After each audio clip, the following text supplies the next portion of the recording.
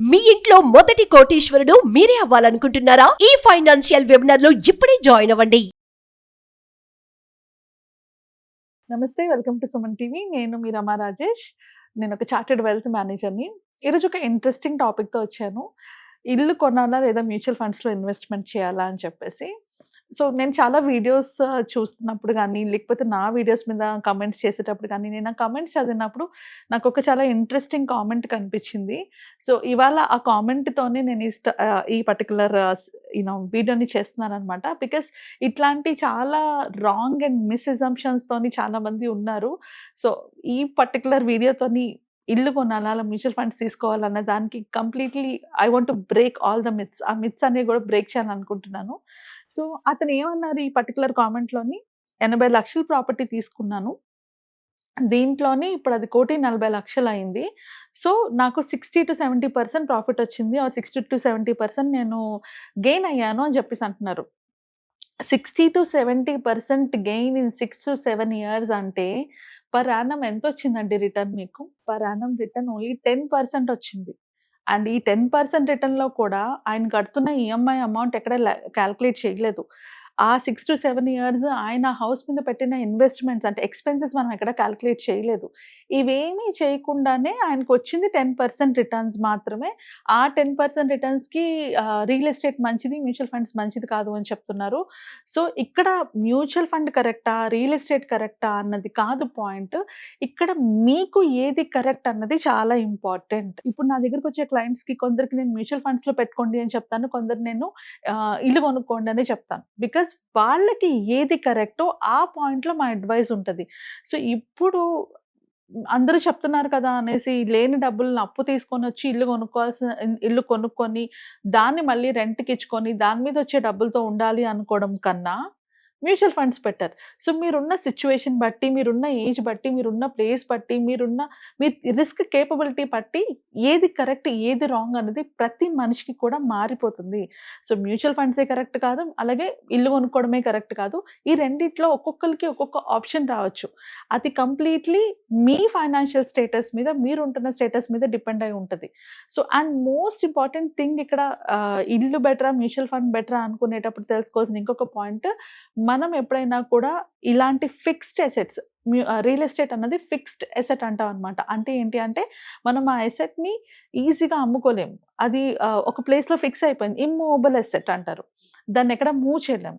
So ఇలాంటి assets మీద మనం ఇన్వెస్ట్ చేసేటప్పుడు దాని మీద మనకి ఏదైనా అవసరం వచ్చినప్పుడు దాన్ని ఫాస్ట్‌గా సెల్ చేసుకోలేము. సో ఏదైనా మనకి గోల్స్ ఉన్నప్పుడు అలాంటి ఇమ్మూవబుల్ అసెట్స్ మీద పెట్టకూడదని యాజ్ అ ఫైనాన్షియల్ అడ్వైజర్ మేము చెప్తూ ఉంటామనమాట. రీజన్ ఏంటి అంటే మీకు అర్జెంట్‌గా ఇప్పుడు ఫర్ ఎగ్జాంపుల్ అది 1,40,00,000 అయింది ఆ ప్రాపర్టీ, ఒప్పుకుంటాను. కానీ ఇప్పుడు మీకు అర్జెంట్‌గా ఏదో అవసరం వచ్చింది, ఒక 50,00,000 కావాలి. ఆ ప్రాపర్టీలోని ఒక రూమ్ అమ్ముతారా? లేకపోతే ఒక గార్డెన్ అమ్ముతారా? ఏం అమ్మగలరు? దాని మీద ఆల్రెడీ లోన్ ఉంది. మళ్ళీ ఇంకొక లోన్ తీసుకొని మీరు ఇచ్చేసుకోవాలి. రైట్? అదే మ్యూచువల్ ఫండ్స్‌లో అనుకోండి, మనం మ్యూచువల్ ఫండ్స్‌లో ఇన్వెస్ట్ చేస్తే దాంట్లో హాఫ్ పైన మనం సెల్ చేసుకోవచ్చు కదా! అంత వర్త్ మనం సెల్ చేసుకునే ఆప్షన్ ఉంటుంది కదా! సో లిక్విడిటీ అన్నది మనకి ఆ అసెట్‌లో ఉండదు. సో లిక్విడిటీ ఆ అసెట్‌లో ఉండదు కాబట్టి ఏదైనా మనం ఒక గోల్ రిలేటెడ్‌గా ఆ అసెట్‌ని గనక, రియల్ ఎస్టేట్‌ని గనక వాడుకుంటూ ఉంటే ఆ గోల్ టైం కల్లా అది మనం సెల్ చేసుకోగలిగే పొజిషన్‌లో ఉన్నప్పుడే దాని మీద ఇన్వెస్ట్ చేయాలి. So most of the time ఎప్పుడు మేము రియల్ ఎస్టేట్ రైట్ అడ్వైస్ అని చెప్తామంటే, మీ గోల్స్ అన్నీ తీరిపోయాయి. So you still have more money. అంటే మీ గోల్స్ అన్నిటికి కూడా మీరు ప్లాన్ చేసుకోగా, అన్ని ఇన్వెస్ట్మెంట్స్ ప్లాన్ చేసుకోగా ఇంకా ఎక్కువ మనీ ఉండేటప్పుడు ఇలాంటి ఫండ్స్‌లో, ఇలాంటి అసెట్స్‌ని బిల్డ్ చేసుకోవడంలో పెట్టుకుంటే ఫ్యూచర్‌లో మీకు ఇవి గ్రో అవుతాయి. అంతేగాని మీ గోల్స్‌కి ఇంకా సరిపడా అమౌంట్ లేదు, కానీ లోన్ తీసుకొని, ఇల్లు తీసుకొని ఆ ఇంటిని నేను ఒక అసెట్ కింద అనుకుంటున్నాను అంటే దాన్ని నేను అసెట్ అని చెప్పలేము. ఎందుకు అంటే ఫస్ట్ ఆఫ్ ఆల్ మీరు అది లోన్ తీసుకొని ఆ ఇల్లు తీసుకుంటున్నారు. అండ్ సెకండ్ థింగ్, ఒక 20 years కమిట్మెంట్ ఇస్తున్నారు ఆ పర్టిక్యులర్ అసెట్‌ని ఫుల్‌ఫిల్ చేసుకోవడానికి. దీంట్లో మీకొచ్చిన ప్రాఫిట్ ఎంత ఉంటుందండి? ఈఎంఐకే మీకెళ్ళిపోతుంది చాలా అమౌంట్. ఆ పైన మళ్ళీ మీ ఎక్స్‌పెన్సెస్ ఉంటాయి. ప్రతి రియల్ ఎస్టేట్, ఎలాంటి రియల్ ఎస్టేట్ ప్రాపర్టీ అయినా కూడా మీకు మీకు ఎక్స్‌పెన్సెస్ ఉంటాయి. ఆ ఎక్స్‌పెన్సెస్ లైక్ ప్రాపర్టీ టాక్సెస్ ఉంటాయి. ఇవన్నీ కాకుండా పైగా లాస్ట్‌లో వచ్చిన అమౌంట్ ఏదైతే ఉంటదో దాని మీద మళ్ళీ మీకు టాక్సెస్ పడతాయి.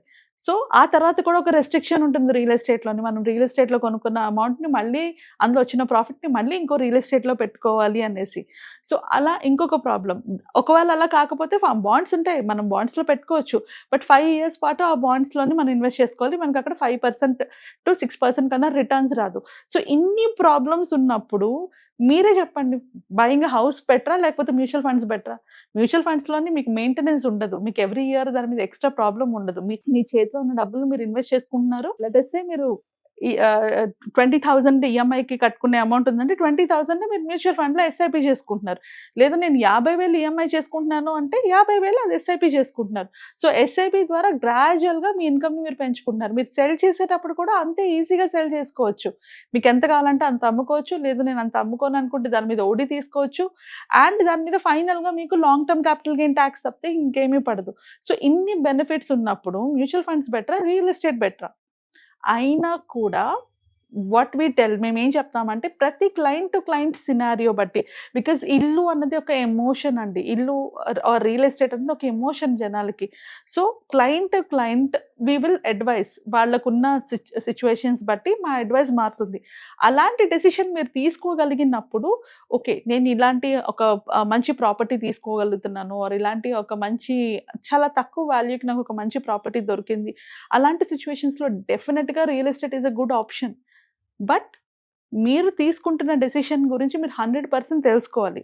అండ్ రియల్ ఎస్టేట్‌లోని 3 ఇంపార్టెంట్ పాయింట్స్ ఉంటాయి. ఇప్పుడు రైట్ నౌ రియల్ ఎస్టేట్‌లో మనకేమవుతుంది? అన్నీ ఓవర్ ప్రైస్డ్ ఉన్నాయి. ఓవర్ వాల్యూ ఉన్నాయి. At least in Hyderabad. హైదరాబాద్‌లోని ఒక్కొక్క ప్రాపర్టీ 1,00,00,000, 1,50,00,000 అది ఊరు కోసం మీకు 1,00,00,000, 1,50,00,000 అంత ప్రాపర్టీ వాల్యూ ఉంది. సో, మీరు అంత పెట్టి ఇప్పుడు కొనుక్కుంటున్నారు. ఆ తర్వాత అది ఇంకా అప్రిషియేట్ అవుతుందన్న బిలీఫ్‌తోని. సో, ఓవర్ ప్రైస్డ్ ఉన్నప్పుడు మీకు రెంట్స్ రావు. ఆర్ రెంట్స్ వస్తే మీకు ప్రాపర్టీ ఎక్స్‌ట్రా వాల్యూ పెరగదనమాట. అంటే ఫ్యూచర్‌లోని దాని అప్రిషియేషన్ ఉండదు. సో, ఎప్పుడైనా గూడా మనం ప్రాపర్టీ తీసుకునేటప్పుడు మైండ్‌లో పెట్టుకోవాల్సిన 2 ఇంపార్టెంట్ పాయింట్స్ ఏంటి అంటే, మనకి దాని నుంచి వస్తున్న రెంట్స్ ఎంత వస్తున్నాయి. సో, ఐదర్ రెంట్స్ మీకు 6% రెంట్స్ వచ్చి ఆ ప్రాపర్టీ అప్రిషియేట్ అవుతుంటే then it is a good option. అలా 6% రెంట్స్ రాకుండా అంతకన్నా తక్కువ రెంట్స్ వస్తూ, మీ చేతిలో నుంచి ఎక్కువ అమౌంట్ ఎళ్తూ అండ్ ఆ ప్రాపర్టీ అప్రిషియేషన్ కూడా ఎక్కువ అవ్వలేనప్పుడు మంచి option is a mutual fund. So, real ఎస్టేట్‌లో ఇన్వెస్ట్ చేయాలి, ఇల్లు కొనుక్కోవాలి అనుకున్నోళ్ళు ఫస్ట్ తెలుసుకోవాల్సింది మీరు కొంటున్న ప్రాపర్టీ ఓవర్ ప్రైస్డ్ ఉందా? లేదా? అది గనుక ఓవర్ ప్రైస్డ్ ఉంది అంటే then that is not your option. Only investment purpose కోసం ఇన్వెస్ట్ చేస్తున్న వాళ్ళ గురించి మాత్రమే చెప్తున్నాను. ఆ ప్రాపర్టీ ఏదైతే మీరు తీసుకుంటున్నారో అది ఓవర్ ప్రైస్డ్ ఉందా? లేదా? ఫస్ట్ తెలుసుకోవాల్సింది. సెకండ్ తెలుసుకోవాల్సింది దాని మీద మీకొస్తున్న రెంట్స్ ఎలా ఉన్నాయి? ఇప్పుడు సేమ్ రూ. 1,00,00,000 తీసుకొనెళ్ళి మీరు మ్యూచువల్ ఫండ్స్‌లో పెట్టుకుంటే రూ. 1,00,00,000కి మీరు 50,000 పర్ మంత్ తీసుకోవచ్చు. ఎస్‌డబ్ల్యూపీ ద్వారా. సేఫ్ వే 6%లో చెప్తున్నా. అదే 50,000 పర్ మంత్ మీకు రెంట్ వస్తుందా లేదా రూ. 1,00,00,000కి? అలా రాకపోతే mutual fund is the best option కదా! సో, మీరు మైండ్‌లో పెట్టుకోవాల్సిన మోస్ట్ ఇంపార్టెంట్ పాయింట్స్ ఏంటి అంటే ఇల్లు కొనేటప్పుడు ఆ ప్రాపర్టీ అప్రిషియేట్ ఓవర్ ప్రైస్డ్ ఉందా? లేకపోతే అండర్ వాల్యూ ఉందా? సెకండ్ థింగ్ దాంట్లో వస్తున్న రెంట్స్ ఎలా ఉన్నాయి? అక్కడ మనకి రెంట్‌లు బాగా వస్తున్నాయా? లేదా? అండ్ థర్డ్ ఇంపార్టెంట్ థింగ్ అన్ని డాక్యుమెంట్స్ ప్రాపర్‌గా ఉన్నాయా? లేదా? సో, చాలామంది ఫాస్ట్‌గా లాస్ అయ్యేది ఇక్కడే. ఈ థర్డ్ పాయింట్‌లోనే. రియల్ ఎస్టేట్‌లో ఎన్ని రిస్క్‌లుంటాయి. ఒక రాంగ్ ప్రాపర్టీ కొనుక్కుంటే లైఫ్ లాంగ్ సఫర్ అవుతాం. మొత్తం డబ్బులన్నీ పోతాయి. అండ్ మనం ఏం చేయలేం. ఇప్పుడు రీసెంట్‌గా హైదరాబాద్‌లో గూడా ఎంతమంది మనీ లాస్ అయ్యారు. ఆ ఈఎంఐలు ఇంకా కట్టుకుంటూనే ఉన్నారు. అక్కడ ప్రాపర్టీ లేదు. సో, ఇలాంటి చాలా ప్రాబ్లమ్స్ ఫేస్ చేస్తారు కాబట్టి, ఇలాంటి ప్రాబ్లమ్స్ కామన్ పీపుల్ ఫేస్ చేయకుండా ఉండాలనే మేము mutual funds are the best options అని అంటాం.